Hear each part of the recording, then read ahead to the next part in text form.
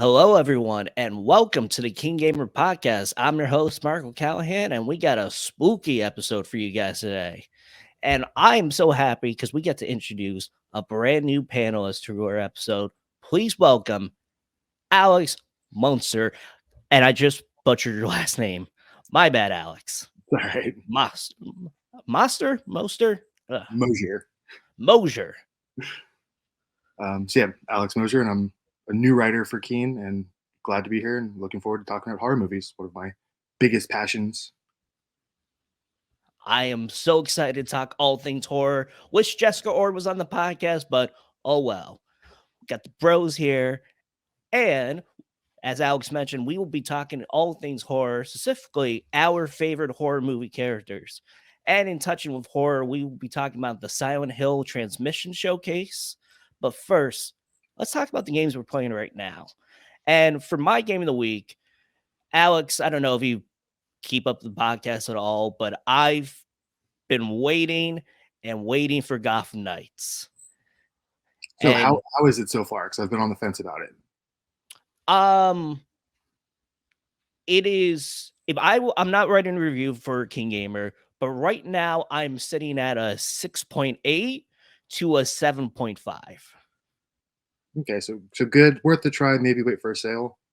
Yeah, like right now, like immediate gut reaction, like I would wait for a sale, or if you have a gift card, use it with that. Like when it becomes like 40% off, I think that's when it's like, okay, it's pretty good. And there's a whole lot of thoughts I have. And it's interesting because naturally you want to compare it to the Arkham franchise. Because, of course, WB Montreal did Arkham Origins. So they have had strong ties to that. And it's similar, but not to the Arkham games. I think it's kind of hold back on like what can you do, and what I mean by that is like with WB Montreal, they really want you to do the co-op. Okay.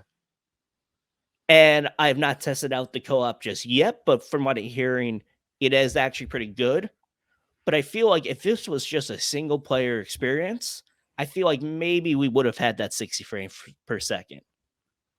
Yeah, I can see online having to pull that back a little bit. Because you can do anything in the open world, and it is a big open world, and it's not like it's just your standard open world, nothing that unique. You know what I mean? Okay. Like it's still nice. It's still Gotham City. You still get your landmarks like the Iceberg Lounge and Wayne Tower, but other than that, it's just good. And have you hunted down, because to my understanding, correct me if I'm wrong, there's one Riddler trophy hidden in this one? I have not heard anything about that, but now I'm very curious. Yeah, I understand. I believe there's supposed to be one Riddler trophy in the whole game. So the collectibles in this one is Batarangs.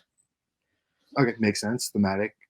So Bruce Wayne, so the cool thing about it is you the Sentry, like your basically your headquarters, you can look on your Bat computer and you have emails, and it can be from the Bat family, or I think the coolest part is the whole DC universe. So you can have an email from Clark, or if you're on if you're using Batgirl, you can look on her email and see like the Birds of Prey. Okay.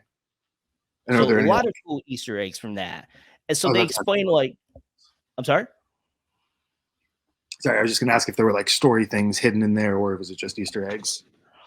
I think it's more of character things. Like with Red Hood, I don't know how far, like when he emerged from the Lazarus pit to when the game starts, but he's a very angry individual, as you know. And the emails, you get a little character bit, like he's trying to work out his anger and his emotional problems. Okay, interesting take. So interesting take, and you know, it's more of a character thing, and I think it's more of like Ooh, because WB Montreal has been heavily rumored for a Superman game, Mm, and I would be more curious to see them take on a wider DC universe than to be stuck with Batman. mm.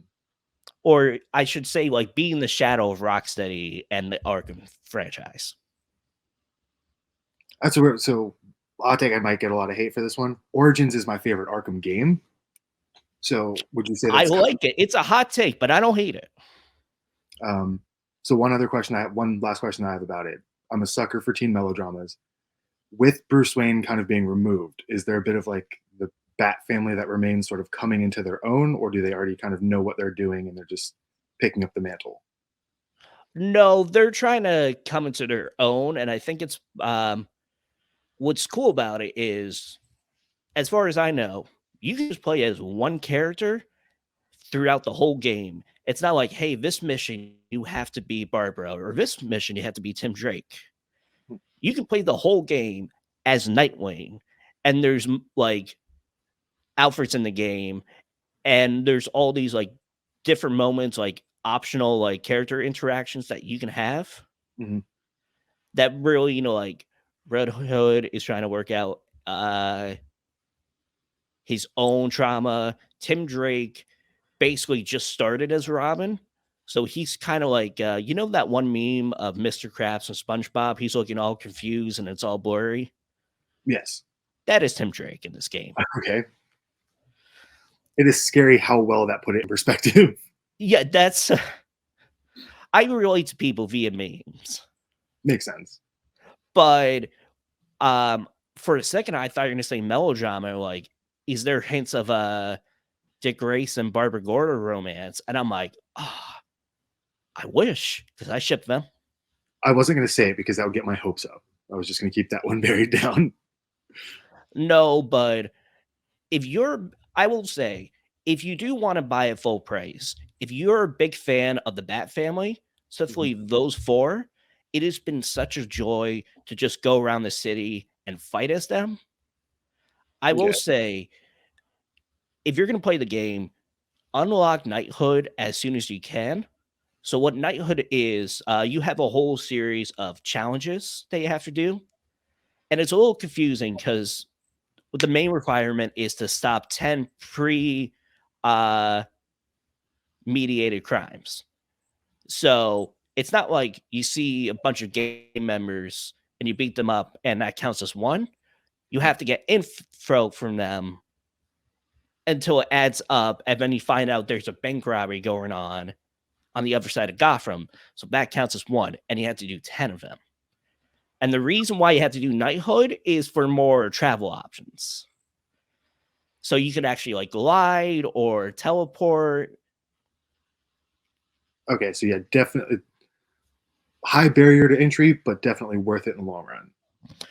Yeah, and I feel like during the holidays, I feel like maybe this game will go $20 off, so that'll be 50. That still might you know what? That's a good Christmas gift. Ask for Christmas. You don't have to buy it. Someone else will. Hands are clean. So it's a high contender for like one of the best Black Friday picks so far. If it goes down that far, Okay. I don't think it'll be like Marvel's Avengers where it's immediately like half off. Wouldn't be surprised, but But I'm not going to get into Marvel's Avengers because that's a whole thing in and of itself. oh, trust me, we've been debating about that. Like, I was wondering the whole time, is Gotham Knights going to be Marvel's Avengers or Guardians of the Galaxy? Because I feel like both of them had like the same marketing, Mhm. but it's leaning towards Marvel Avengers. But I think Gotham Knights is better than that for So different reasons. But we don't have to get into that. it kind of found a middle ground between those two. Exactly. I will say the most annoying thing about it is you can't jump. Okay, odd choice. You can technically jump, but you can't randomly jump. Like when you're grappling and you reach the ledge, you can jump. Or if you're near like like a wall, and there's a jump button prompt. Okay, it seems. You can dodge when it involves jumping, but I don't know. Maybe because I love playing as Nightwing, Mhm. very acrobatic, and I want to jump. Yeah, it's 2022. Games should let you jump. That should just be a Yeah. thing. And, other games like God of War, or at least the 2018 one that I played, doesn't let you jump. It's kind of like the same thing as Arkham. Like when you are prompted, you can jump. But yet again, I don't see Kratos as like a jumping guy. But the image of that is fantastic. Just Oh crazy. yeah, just randomly like he's brooding and he's like boy, and he's just like jump, jump, jump, jump, jump. Yes. So honestly, like for me, Gotham Knights is very conflicted feelings, but I am having a good time, and I am excited to go back into the game. And I think one of the pleasant side effects you get is I want to read more about these guys in the comics. Okay, so good corporate synergy there. Oh yeah, DC's like that's what we wanted. But yeah, that has been Gotham Knights for me. Speaking of controversial games, I think maybe I don't know how they fixed it. Alex, you've been playing Overwatch 2. Yeah, so I jumped in 3 or 4 days or so after launch because just never try an online game at launch. No. DDSO attacks aside, 'cause that's not something they have control over. It never works well. Never played an online game at launch that worked for takes at least 24 hours. But so far, I've been loving it. Gonna put it out Good. there. I am not good at first person shooters. I am usually the Oh, weak on my team. Still have a great time with it. Alex, you're talking to the right person because first person or any, let me just say this. If you need me in multiplayer, good luck because I'm terrible. Yeah, same, except for certain things. But terrible at it. I'm loving it. The free to play thing is definitely a plus. The no loot boxes is a plus. Granted, it's switched for a season pass, but it's more guaranteed progress. You can kind of see it. And the challenges have been enjoyable. They force you to play in different ways, but it's not, at least so far in my experience, it hasn't been heal so much damage with one character, which a lot of online games and challenges and mobile games will give you. That you have to have a specific character, specific build. It added a, or at least because I didn't play Overwatch 1 for the last couple of years, I kind of took off. The challenges are more play as this type or queue as this type. So yeah, most people don't want to play as support, but at least you're not pigeonholed into just playing as Mercy or just playing as Mora. You get to pick whichever support you get or you want if you're trying to attack that challenge, and they tend to be pretty quick. It's play 3 rounds or 2 rounds, so you can kind of hop in, spend an hour, knock out all of your challenges, and then go into mayhem mode and fight for 30 minutes because no one can die in the contested. So, do you think the backlash of the opening weekend of Overwatch 2, I'm not saying has died down from like a community standpoint, but in terms of like the problems they faced? So it definitely seems like the problems have slowed down a bit. I have not had any problem getting into games, like I said, after that day 3 or 4 post launch point. Um, and there's kind of like the tiers to it. So overall, people who are just casual gamers, it's free to play. Download it. You don't need to do the season pass. They also didn't lock the old characters behind that season pass. You don't have them all to start with, but you unlock them strictly by playing games. It's play one game, get Genji. Play 5 games, get this character. Play 10. So just playing the game, you're going to unlock everybody. Mhm. Then you kind of have that like Overwatch fan base that, in my experience, I'm in a couple Reddit groups and Facebook groups. I look for matches. Seem to be enjoying it for the most part. But then, like any game, you have that core, that quote unquote hardcore fan base, who you're only a fan if you don't like it. So they're never going to be happy with it. But it seems like the two first rings of this or the 2 layers of this pyramid seem to be okay with it now. And the thing is, like, it is free to play. So no harm. I mean, if you download it, you don't like it, I'm sure you can file and get your money back. Not a problem. Yeah, exactly. Anything else about Overwatch 2 that you want to mention? No, I'm just excited to see who some of the other like new characters that they release are, because that's one thing. Overwatch being kind of the definitive hero shooter, it Hmm. is fun how different every character is. It's kind of fun that lead up, watching the short YouTube video, learning their history, their connection to everybody else. There's kind of a whole. It's almost like Souls games in the way that there is a story, but you have to seek it out. Yeah, it's more of like hidden in the background. Yeah. Okay, that's. I was about to say not bad. I'm like, no, but I like it.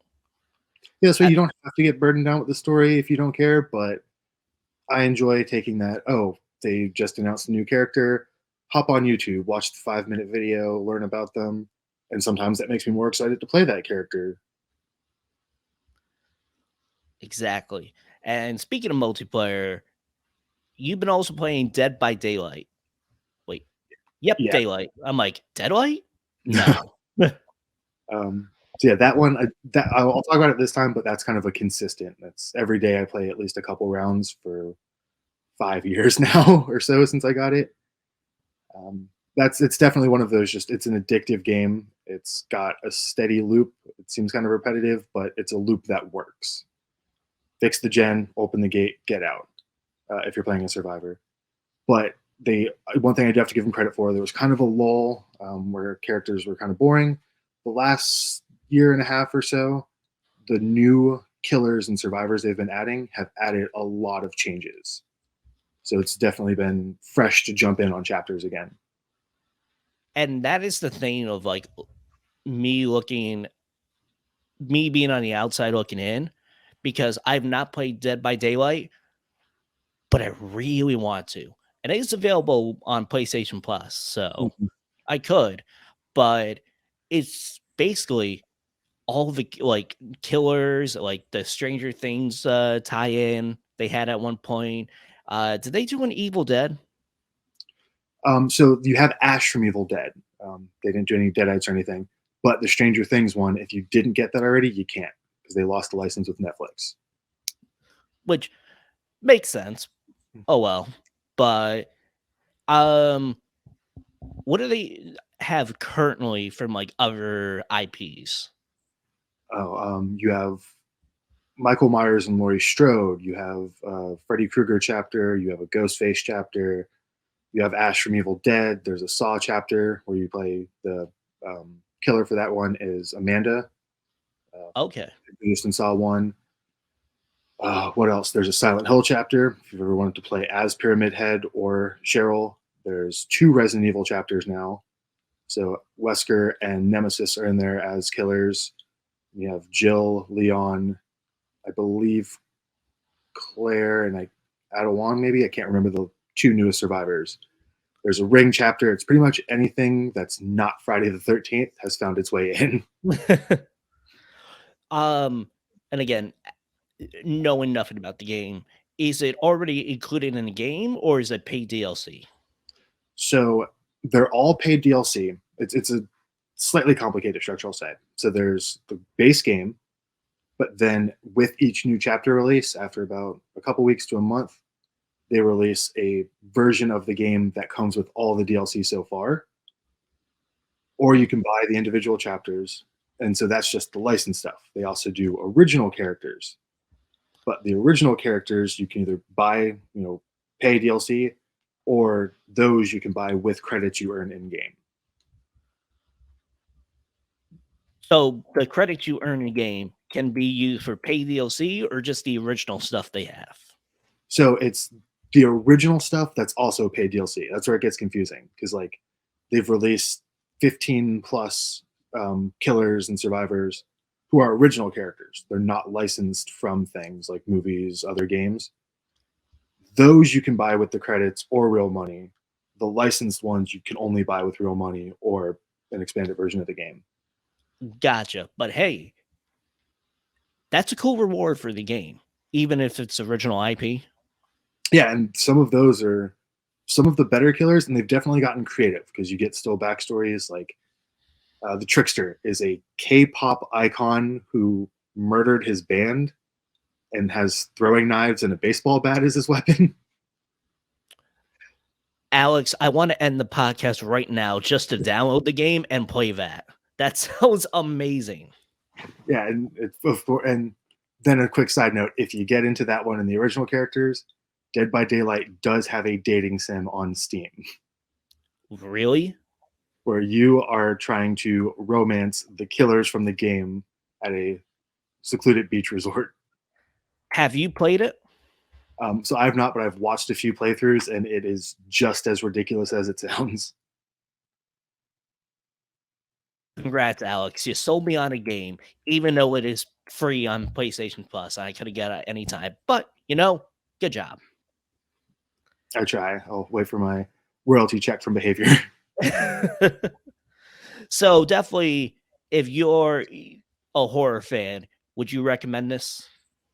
Absolutely. It's matches are nice, quick if you want to jump in, do a couple each night, or there's so much variety that you can definitely make an evening of just playing it. Because what other game, if you're focusing on Survivor, are you going to play for 3 hours and get attacked by Freddy Krueger, Pyramid Head, Nemesis, and then a large Russian woman who throws axes wearing a rabbit mask?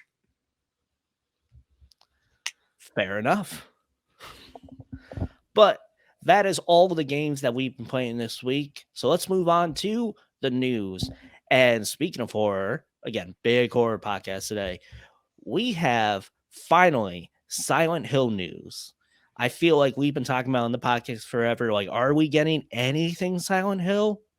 And it's like a little tease, nothing happens. A little tease, nothing happens. And then boom, we get the transmission showcase. And Alex, you wrote the article for KeenGamer. Yes. I think the best way for me to put up as a long time, so Silent Hill and Resident Evil, two very influential games for me. Mm-hmm. One whole thing I won't get into, but my name's Alex. I was born in Pennsylvania. A coal breaker, like abandoned one, was behind my house. Silent Hill Homecoming stole my life and just made it scarier.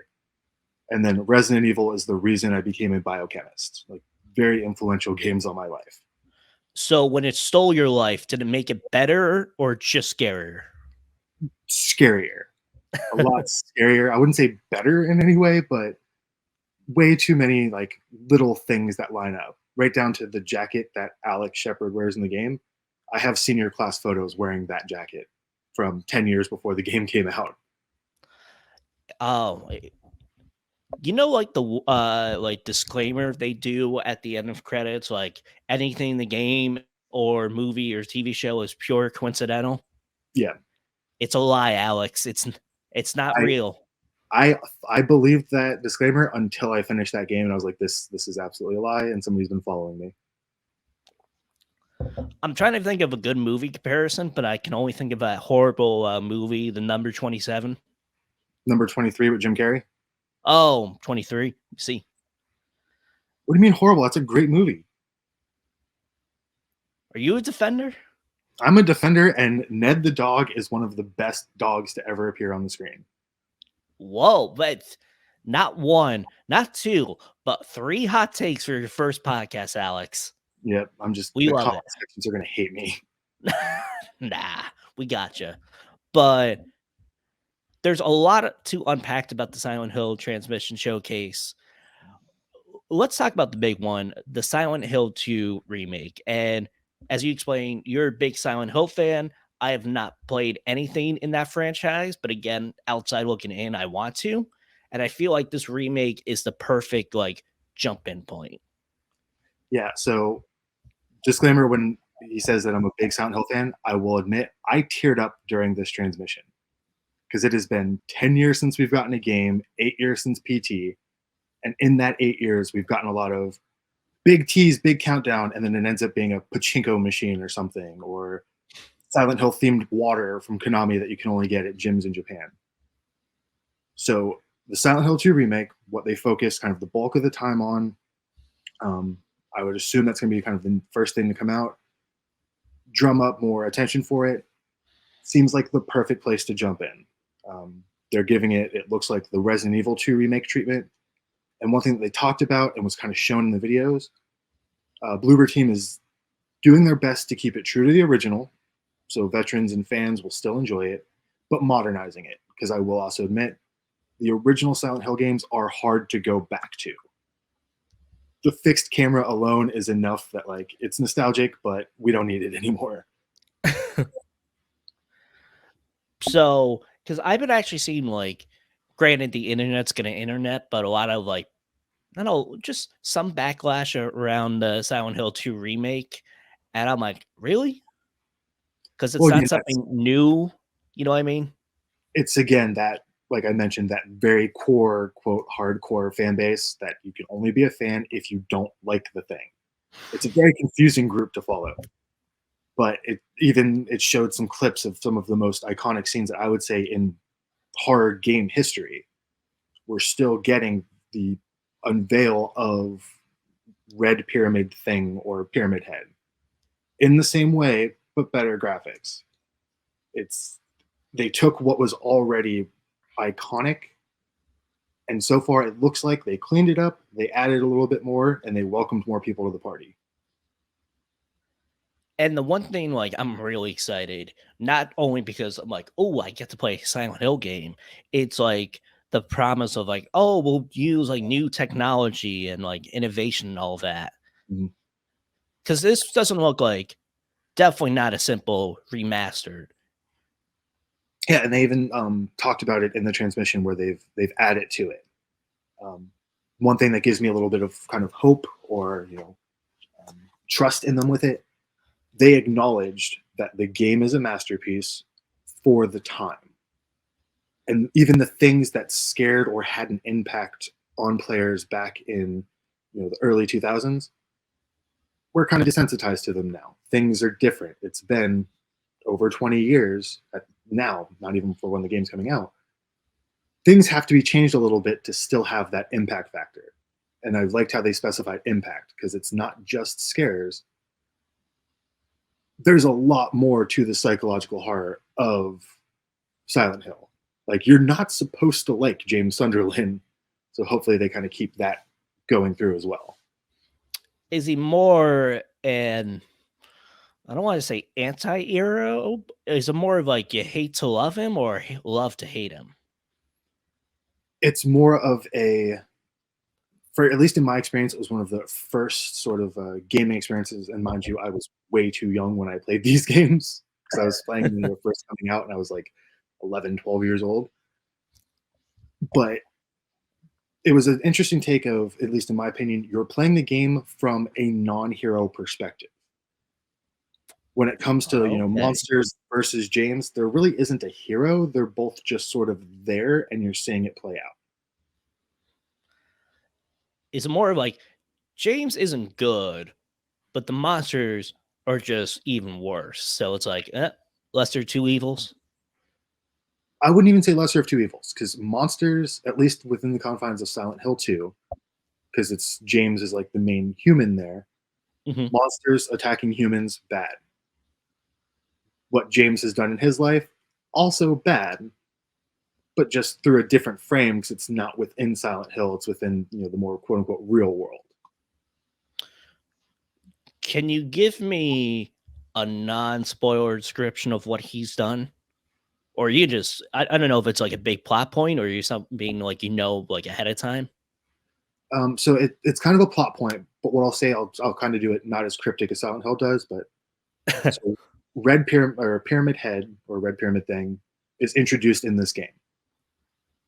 Pyramid Head, you can watch some breakdowns, you can just watch videos and sort of pick apart, like carries a giant knife, the way that he's introduced, things that he's doing. The monsters in Silent Hill are created from the psyche of the people there.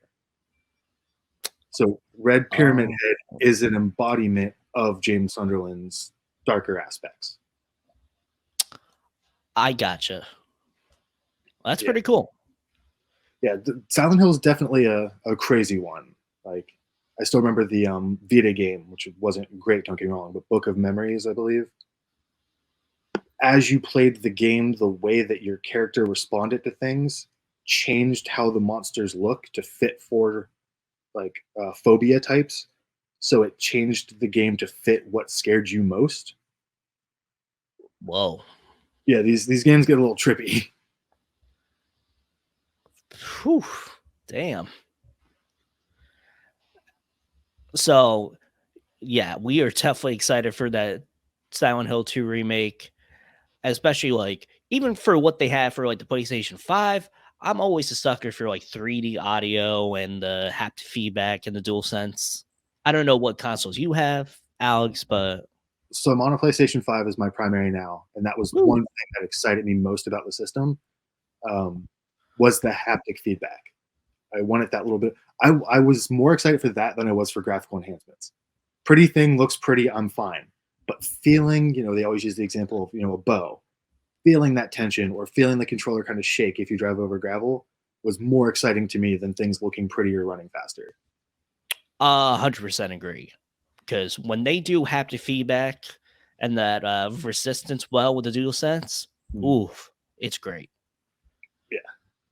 And right before we go on more with the transmission, have you played Death Stranding?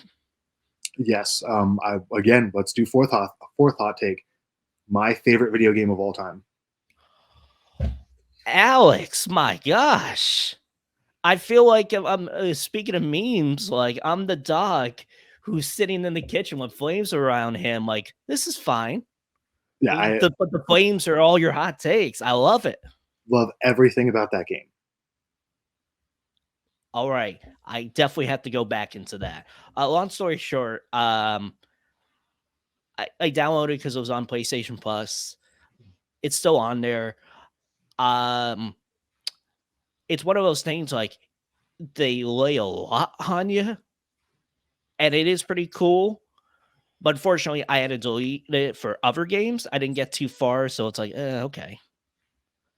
So love the gameplay loop. If you were enjoying the story and don't have the room on your console, they did take the story and turn it into 2 books that you can read. So it saves you a little space. And even as someone who's played the game multiple times, books are still greatly enjoyable if you want to know just what the hell is going on in that world. And I love the atmosphere of the world and just like roaming around. Like, I know people like, oh, it's a walking sim, but yet again, I like a walking sim. One thing in this, I've talked to friends privately who hated on the game because all you're doing is you're just walking, you're trying to save someone, and you're avoiding enemies. That's what That's Super Mario was. that's I would You're a guy. almost say just 2 very different styles of music. That's true, but the soundtrack is amazing. It is. Like, I actually like downloaded a couple of songs from oh, this is like, I don't know if you know this band like Of Monsters and Men. Mhm. Like that kind of like style. I'm like, all right, I can dig this. How weird the mix is, but how well it works, I have no problem. I have it on vinyl record, and I just listen to it when I'm working on writing constantly. Alex, I love this. I can't wait to hear your hot takes about horror. Those they might get a little. We'll see what happens. I'm gonna start a hot take counter in the corner here. See how far I can get. Jessica Orr is also the editor of the podcast. So Jessica, add a hot take counter right here. Let's see if we can get that little slash to 5. But I'm sure. going on, oh, we will, and we're here for it. Mhm. We don't like to play it safe, except for my list. I'm going to play it safe. But going on with the other Silent Hill stuff, it seems pretty cool. Like, it's more of like good appetizers for the main course of the Silent Hill 2 remake. And again, as someone who doesn't know like nothing about the world, definitely interested. So I'm gonna say reverse on that. Silent Hill 2 remake is what they focused on most. I think that's the appetizer to remind fans that this still exists and they are, going to double down on it and get new people in. And I think either Silent Hill F or Silent Hill Townfall are what they're aiming for the main course. Oh, So because I'm always going to say new game over remake personally. I think 2 is just a way to get everyone back into it. and that's why I view it as more as a main course, but I can see how that analogy is like, hey, like Silent Hill 2 is like the mozzarella sticks. You enjoy them, but that's not the main course. It's going to set you in. Yeah, that's going to get you there. I think I think that using the course is the best example. The transmission followed a meal. Silent Hill 2 remake, the appetizer to get you started. Townfall is like that super salad to kind of hold you over. Ascension is like that little bit, that kind of like the bread that you pick on between there. It's going to be fun. It's going to be good. It's not nothing to write home about. Silent Hill F is the big one. What excites you most about Silent Hill F? So I'm excited to see, because they're looking at it. It looks like it's outside of traditional American, or at least a Western city. Looks more traditional Japanese. The art style that they're using for, not art style, the sort of atmosphere that they're using, this like the flower, the blossoming, the blooming. Midsummer is one of my favorite movies. So this is like Midsummer is meeting Elden Ring in a visual way almost. It's playing with different phobias already. I cannot remember the name off the top of my head, but there's that phobia of small holes, which is apparently one of the most common. It's already hitting that phobia, and it's having these plants grow out of it. But when you look into like what type of flower that is, it's a flower that's actually used for poisoning and hallucination in real life. And it's everything about Silent Hill just getting crammed into one with a beautiful flower and fungus crown. Aw. That But sounds beautiful. I already made a T-shirt for that one. Like Really? the trailer, like the transmission ended, and I immediately grabbed the sheets, printed out, and made a T-shirt of that closing image of the woman's face with everything around it and Silent Hill F underneath it. Next time you're on the podcast, please wear that shirt. I will definitely bring that shirt on. Yes. But I think overall, as a Silent Hill fan, out of 10 flower head, fungi head, what would you give it? So again, super early, haven't seen gameplay. As far as a trailer goes, for building hype, building excitement, getting me interested, I would say that it's a solid 9 to 9.5 trailer. If it would have showed a couple monsters and showed something new, might have pushed it to a 9.8, but definitely in that like great category. Awesome. I give it a 8.5 out of 10. As someone who's not familiar with the world, now I'm like, all right. Like, as I've always wanted to get into the franchise, but as you said, like, are they masterpieces? Yes. But are they dated in some aspects in terms of gameplay and what people are afraid of? Yes. Mhm. So now it's like, hey, Mark, this is where you dive in. Enjoy. But like wait a couple years, okay? Can you do that? I'm like, you got it. Yeah, definitely. This looks like a great jumping in point, and just a decade of waiting is finally paying off. Was it worth it, Alex? Well, I'm never gonna say it's worth it, because like if I could have had more Silent Hill over the last 10 years, but Fair it, enough. I'll say payoff is the most I'll go for it. All right. So that has been the news of the week. So let's move on to the main topic. And to top off our horror podcast, it's very broad category. And I'm like, what can we do about horror? We can do favorite horror movies, but that's just way too broad. And granted, our main topic is broad, but I feel like that's a fun discussion Mm. because horror movie characters are some of my favorite characters of all time. And I feel like ever since like the dawn of cinema, like Nosferatu or Frankenstein's monsters, like they're just ingrained in pop culture They and have just been and like as early as writing. It's just one of the it's big genres. exactly. and we can just geek out about all things horror, and we will. But let's talk about our favorite horror movie characters of all time. We will share our top 3, mention some honorable mentions. Let's have a good time. So, Jessica, keep in mind, we got that hot take counter. Let's see if we can get her to a 5. Alex, what is your number 3? Okay, so it might be a little weird to put at 3. So when I first heard horror characters, I immediately started thinking of the villains. I was like, no, Mhm. the survivors are also a part of it. Mhm. So Dwayne Jones from Night of the Living Dead, 1968, has to be in the top 3. He's a great survivor. Um, Keeps his head on straight for most of it, but of course the survivors have to make some mistakes here and there. But it's also culturally important. First, non-white guy hero, especially for horror. And you have to remember that this happened over a month before the first interracial kiss even occurred. So we have a black guy leading the charge, being the hero in one of the most iconic horror movies ever made. So he's I hands love my it. I think because a Night of the Living Dead came out in the 60s, and our picks, Alex, you can spoil the movies. Okay.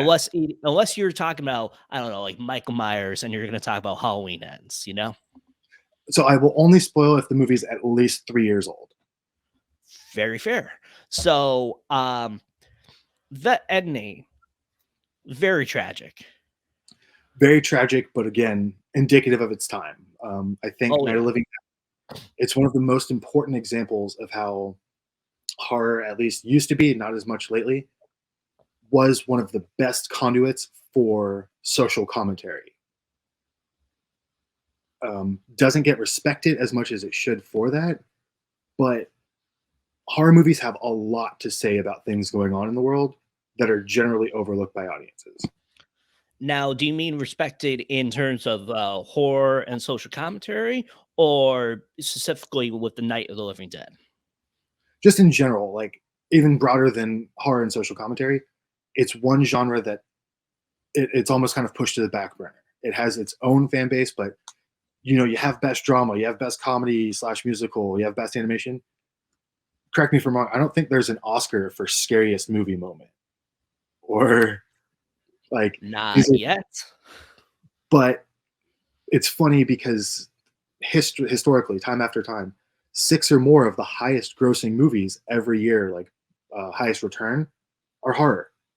It's one of the biggest genres. It has more than most things to say about the world, even more so than most, dramas. But it's not respected by the general population as much as it should be. And I will say, I mean, of course, Night of the Living Dead is not only a classic zombie movie, it made the zombie movie. Mhm. Granted, there's other examples before that, um, but like the modern iteration of zombies. And I feel like that is what the movie's respected, but I feel like people don't remember the social commentary, specifically the ending. And Mhm. just like he's alive, boom, and guess what? The town kills him. Because how can you trust him, right? It's not like he just saved everyone and did everything right. Yeah, Exactly. And it just like one of those endings that just sticks with you. Because I it's watched like years ago and I was like, oh, that's a gut punch. it's bleak but important. Yeah. And it's not like bleak for being the sake of bleak, Yeah, it's not like martyrs or anything. or even though I loved it, The Mist. Yes. Is it super bleak and dark? Yes, but I'm like, oof, you remembered. Yeah, and again, I'm a fan of like an emotional gut punch strictly for the emotion, but when you can have an emotional gut punch with a meaning, it's that much better. I love the pick. For my number 3, technically, this is a classic horror movie villain, but it's more people know of like the face, but not person behind it. Well, I'm the main, what I mean, like the main general audience, not like horror fans, Mhm. because I gotta mention Stu from Scream. Yes. Another great pick. Matthew Lillard. Mwah, mwah, mwah. Oh my God. He is so good. And it's really hard to describe because it's like the character's written like, oh, he's just like the goofy guy, but plot twist, he's one of the killers. Um, and it's like, okay, but his performance just sticks with you. And Matthew Lillard is one of the nicest like celebrities I've ever met. I He, have not had the pleasure of meeting him, but he just seems like the nicest guy. yeah, he is insanely nice, and he brings that over to his characters. Is one thing that I love about his character, even if it's Stu. So nice, so lovable, so funny, and then can have the twist at the end. And even with that twist, he's so funny. And I'm not going to say kind, but like the modern context of how, like the fan theories, because it's not official, of like how Stu has a crush on Billy. Mm-hmm. And just like watching that in that context makes the twist even more fun. Because he just did it just to like, because he's, loves Billy. And his delivery of "I'm getting a little woozy here" is one Yeah. of the best lines in modern slashers. Oh, my mom's gonna kill me. Such a And like the other Ghostface reveals are good, some are bad, but none will be iconic as the first one. no, it's And just like honestly, it's just even with the twist, like you go back and watch it, and it's not like, oh, I'm distrusting. It's like you love Stu. yeah, he's just genuinely such a charismatic and lovable character that you kind of don't even want to believe he's bad at the end. Like he's admitting it, and you're still like, well, maybe I can still be friends with him from afar. Like, And it's more of like he's bad, but he's not the main bad. you just start trying to justify in your head as soon as you hit like see that twist. It's like I'm doing one of the internet things of like I can make him good. I can fix him. I can fix him. And just like besides Hayden Panettiere, I butchered that last name. Sorry, Hayden. I know you listen to the podcast. Everyone wants her character back, and she is coming back for the next Scream movie. And everyone, like the number one on the list, is Stu. Yes. Because he's not dead. Yeah, everyone wants obviously they want Sydney to come back, but sadly we've lost Sydney. Oh, because of behind the scenes pay stuff. Let's not spoiler about that. Yeah, not spoiling anything. Sydney's not dead. No, it's just an even sadder ending. Mm-hmm. But if they bring back Stu because they were going to bring him back for Scream 3, but I think they just scrapped that and rewrote the whole movie because of Columbine shootings, which I get, but now you got an opportunity. Yeah. So I'm gonna start the petition. #bring back Stu. Oh, if we've got Hayden Panettiere coming back, we can get Stu. Yeah. All right, Alex, what is your number 2? All right, so my number 2, I'm now gonna switch to focusing on the killers and stuff. It's got to be Pinhead. It's got to be Hellraiser. It's such an iconic look. It blurs that whole franchise led by him, blurs that line between slasher and occult paranormal horror, brings something new to the table, that it's not just killing the camp counselors or hunting down this girl. There's a reason behind it, and it's not a morality thing. It's like a curiosity killed the cat thing. And again, just the iconic look.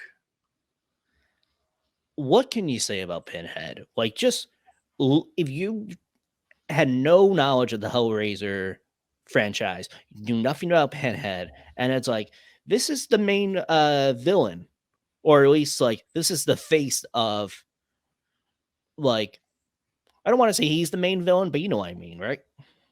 Yeah, because it's again, this is where it's fun to talk about these movies. Is he a villain? Because you as an individual are solving the box. You as an individual are summoning them. You are given an idea of what you're getting into, and you're choosing it. At least for the first two, I will specify the first two. Yeah, Three, then it becomes a little like a slasher movie. yeah, but those first two, like you're summoning it, or somebody is forcing you to do the puzzle. You don't know what's going on. So is he a villain because he's just doing what you asked him to do? Yeah, hey, is he a villain for doing his job? Well, you can be a villain for doing your job. Oh, I was about to clarify. Yes, you can be, but it's like, hey, hell jobs are hell jobs. Yeah, you as a human said, I need new experiences. I want new experiences. This box will give me all these crazy, quote unquote, demonic experiences. So I'm going to request them. You got what you ordered. And it's more of um, like the whatever sound effect from like the old cartoons are like womp womp womp womp. It's like you wanted all the pleasures. Here you go. It is a very loose definition of pleasures, but hey, here you go. He's the ultimate version of like the monkey's paw or Oh, the love it. genie. There's always that twist to it. You asked for new pleasures and experiences. Well, you got them. Not how you want it, but you got them. And just the look is it's so Clive Barker esque. Yeah. Like It's I'm just I'm gonna date myself a little bit, but it's like going to a video store, I guess now if you're scrolling through, Netflix or streaming service. Guy in hockey mask. Love Jason, but okay. Freddy Krueger, guy's burned up. Michael Myers, guy wearing William Shatner mask, painted white. Or Pinhead. Which one is going to draw your attention more? It's going to be Pinhead. because the first thing I asked, like probably one of the earliest thoughts when I saw Pinhead is like, what's with all the pins?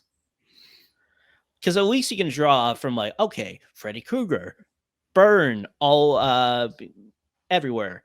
Guess what probably happened to him? Fire. But it's like, who is Pinhead? Did somebody put these pins here? Did he put these pins here? Was he born with them? Maybe Was this like a punishment? Does he like the pins in here? What's in the box? he's just such a fun character. And have you watched the remake? Um, so Is it a I'll call it a reboot. It's another reboot? one of those like weird nebulous sort of entries. And yes, and I loved it. Awesome. That makes sense because they're not remaking the first story, correct? It is a completely different thing, and it's something I haven't like done the deep dive on Mhm. because I believe, and someone can correct me if I'm wrong, it's Hellraiser Judgment. They have a different actor playing Pinhead, but they're making a new Pinhead, so there can be multiple Pinheads, like that specific Cenobite. So Okay. I'm not clear if this female version in the new one is a new Cenobite and Doug Bradley's and everyone else still exists, or has that been wiped away and this is the only thing that exists now? Listen, if Doug Bradley wants to return and with the success of this new movie, they can make it happen. If Doug Bradley wants to duct tape thumbtacks to himself for a cheap cosplay and live stream drinking tea for 2 hours, I'm still going to turn in and watch it because Doug I Bradley will just as an turn it to actor. watch it, but I will be very concerned because that feels very unsafe. Fair. It's like, so they're like fake tags, right? And he's like, no, I That's it. invested. Yep. All right. Again, loving the picks. I think for my number two, I did want a final girl, or at least the final person. But I mean, I was thinking about Laurie Strode, who, I mean, what can you say about her? Even with bad Halloween movies that she's in, she's still amazing. Hmm. So all the credit to Jamie Lee Curtis. But there's one that always sticks out to me, and I'm gonna go with Wendy Torrance from The Shining. Okay. And like on the surface, you might be like, "Oh, there's nothing special about her," but I feel like what she had to endure, both the character and unfortunately what Shelley Long Yes. Duvall. The real pick is Shelley Duvall is the best horror character for what she survived Stanley Kubrick doing. Yeah, like like it's not like, hey, she gave a great performance, so it was worth it. No, no, no, no, no. Nothing. But at least she gave like, I know the iconic performances are Jack, but I feel like she gave. I'm not gonna say more memorable, but I feel like she gave a better performance than Jack. She gave a better performance and she embodied that role perfectly. Because as everything's going on in the hotel, there are scenes that you might watch and you're like, oh, she overacted. Like, it's a little too much. But it fits the setting. It fits the setting and what she's had to dealt with. And it's like The Shining is, and I mean in a great way, a slow burn until you get to the last third and everything just goes downhill. And just like everything that's been building up for Wendy, trying to save the marriage, knowing that Jack has problems, but still being with him. And just like her terror, like, and the resistance that she has, and, trying to care for Danny, like, always sticks with me. And I feel like that is a great final person. So I do have to ask, have you seen Doctor Sleep? I did. I really like it. Here's the fifth hot take. Doctor Sleep is better than The Shining. Woo! And I will stand by that.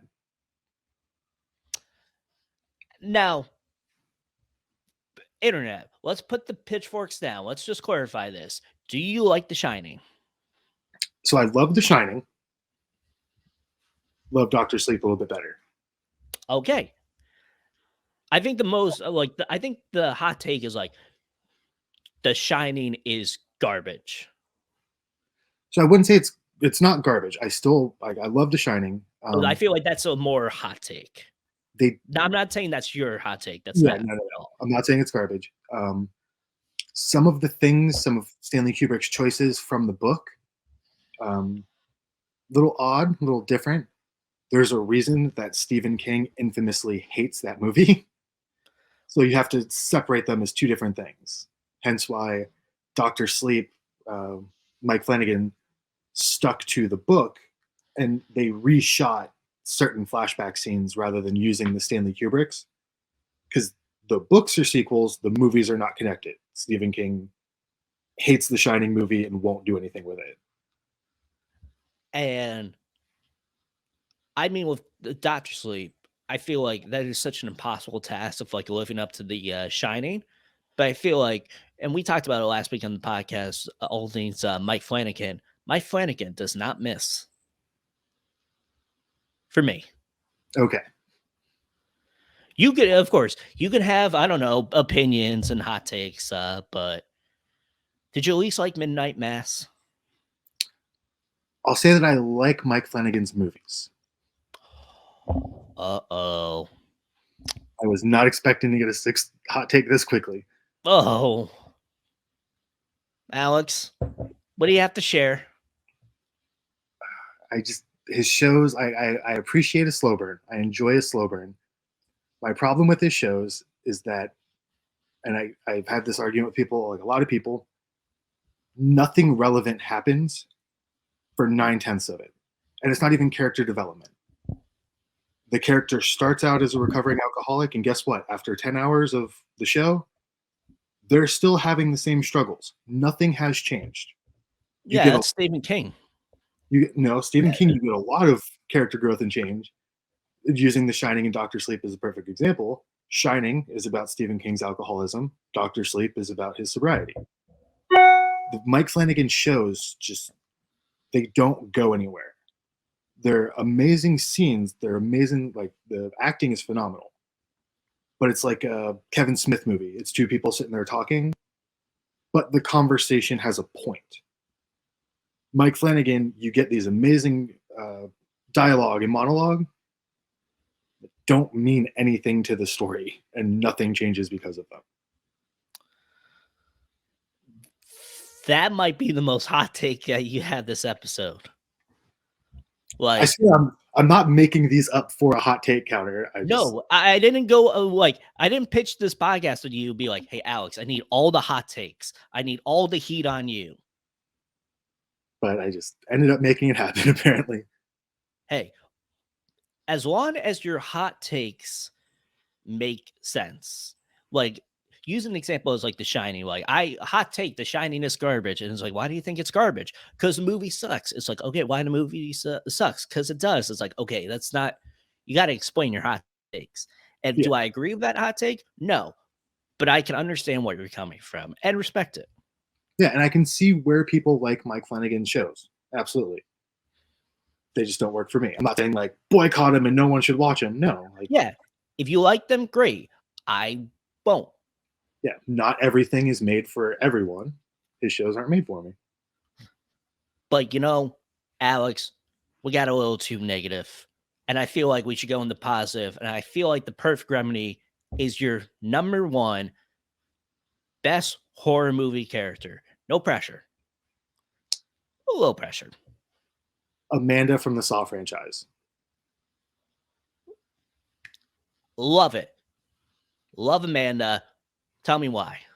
Saw 1, even though she's not the main character, she is the final girl. She is the female that survives in the end. Saw 2, she becomes the red herring. She becomes, the guiding factor. Saw 3, she takes up the mantle as Jigsaw and becomes the villain. So you're getting the 3 main horror archetypes all in one character.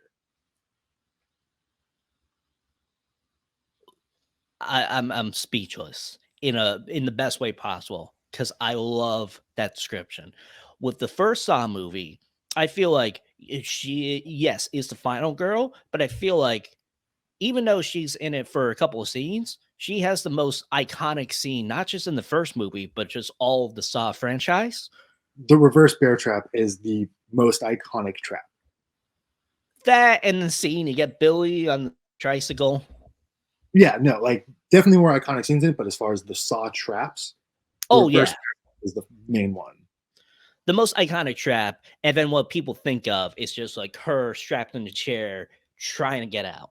Yes.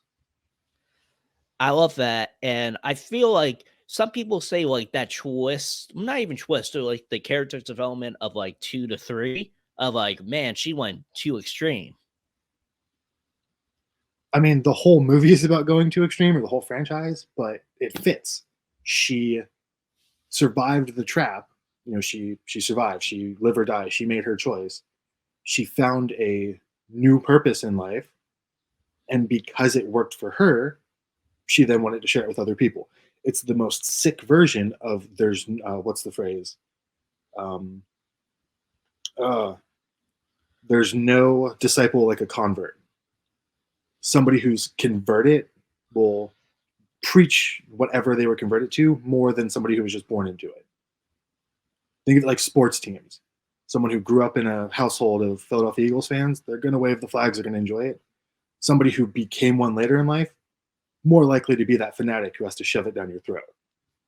I'm a Giants fan, so I just really hate that analogy. Someone who's, all right, Jessica, edit that part out. Someone who's raised in It's funny, Alex. When you mentioned you're from Pennsylvania, great friend of the podcast who just left KeenGamer. Check out the Black Rose, his YouTube channel.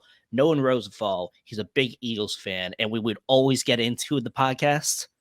So, Jessica, it's like no one never left. But I will add, I'm not a huge NFL fan. I'm more of a Premier League British football soccer fan. You see, Jessica, you have someone to talk football with. But yeah, But so anyway, back to the Amanda. yeah, she's just 3 movies, 3 archetypes, fills them perfectly. Best horror movie character.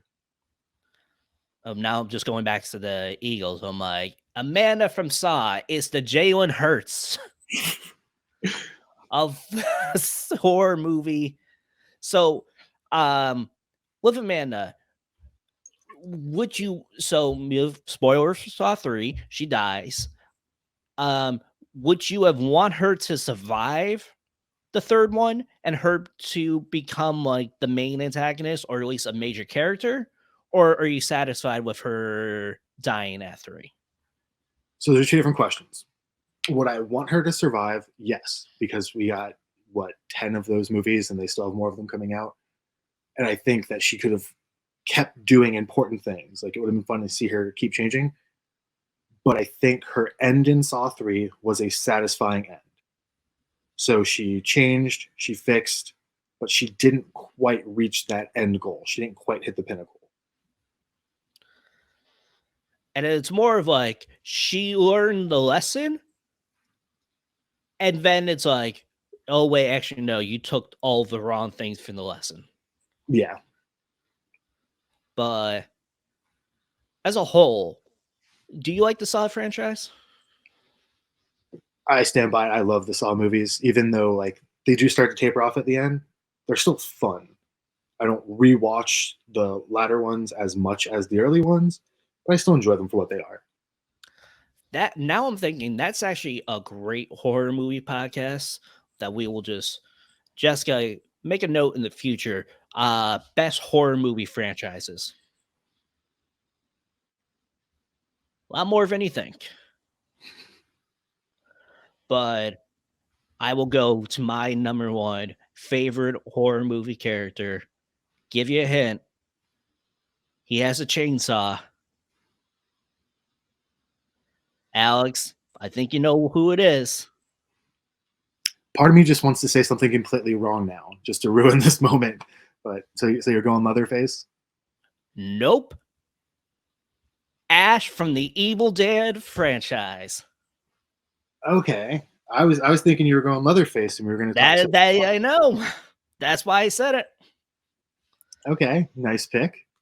So I remember seeing I was at my aunt's house and my cousin, he had a VHS copy of Army of Darkness. And all of a sudden I'm just seeing this guy with chainsaw and a shotgun, all these monsters surrounding him, iconic movie poster.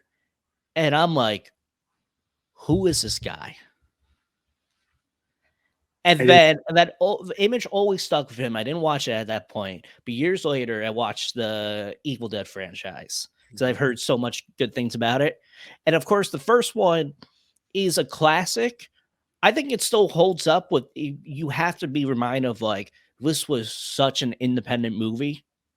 and it's kind of one of like the godfathers of independent cult classics.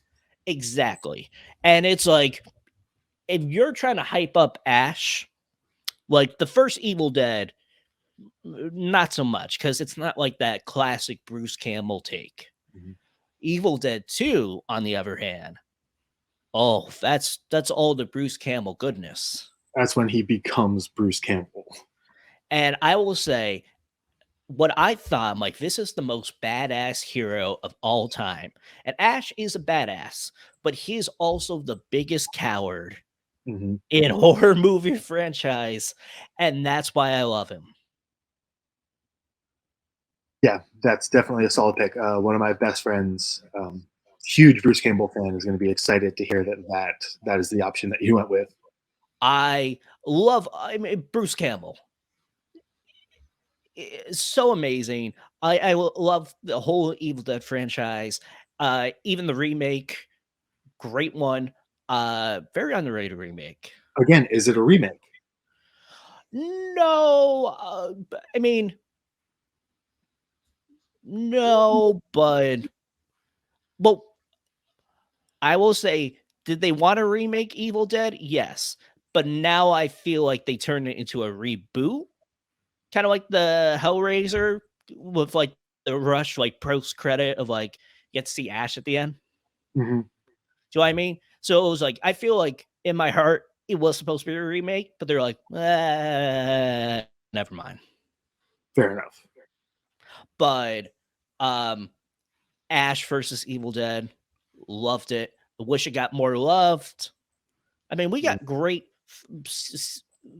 3 seasons of that, and I love like Ash brings all the Deadites back because it brings over a girl. They get high, and he's showing off the Necronomicon, and he just thinks it's like poetry. Yeah, And he's reminding, and he's like, "Fuck."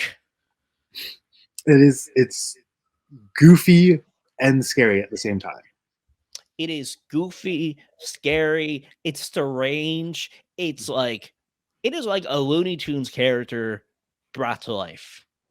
Yes, It is like somehow he is Bugs Bunny and also Daffy Duck. with a little bit of Elmer Fudd there for the shotgun. Yes. Or his broomstick. And yeah, like Army of Darkness, like I feel like it's more action comedy with a little bit of horror. Because of course that gore slapstick, the gore stick in Evil Dead 2, they're like, let's really tone it down. I could see that. So, but it's still enjoyable, and it still has the most like Ash moments. Ash got to be Ash. And just like he's the ultimate hero, but also the most like ultimate doofus, the coward. But it's not like he's let's storm the cabin and kill all the Deadites. Like he rather run away until he's like, fine. Yeah. And then boom, he becomes a badass. All the one-liners, iconic moments. The deranged laugh, groovy. Come on. That's a very, very solid pick. And if you like Ash, watch Bruce Campbell's like other projects because it's basically how I relate to like Stu from Scream is more because of Matthew Lillard. I feel like is Ash written well? Yes, but Bruce Campbell is Ash. Well written character, but no other person could have made it that character. I feel like other people could, but I feel like other people would not have been as more like iconic. Yeah. So Ash, that's my favorite. So what were your honorable mentions? So I have to hop off here in a minute and 30 seconds. So one big honorable mention, the only reason they didn't make it on the list, Danny from Midsommar. She's an amazing character. I love that. Tied for favorite movie of all time. But my problem is I don't consider Midsommar a horror movie. Midsommar is a relationship drama with a couple scary scenes. Okay. Fair enough. I mean, speaking of, I'm just gonna go down quickly. Of course, Jason, Freddy Krueger. Come on. I don't remember her character's name, which would have been bad for my list. But Toni Collette from Hereditary. Now that you say Midsommar, I just feel like, oh my god, what a performance! Should have been nominated for an Oscar. All that. But that is the KeenGamer podcast. Alex, where can people find you? Any projects that you have in the works? So I'm working on a couple of articles for KeenGamer. I'm taking some elements from horror games and comparing them to real life things. Other than that, you can find me on most social medias at AE Mosier, AEMOSIER. Love it. You can find me on Twitter at LoMarco512. Got some couple of articles in the works. Maybe some on Gotham Knights, God of War Ragnarok. You'll love it. Please check out KeenGamer.com for all the news, guides, reviews, and opinion pieces. We got some great works, including from Alex.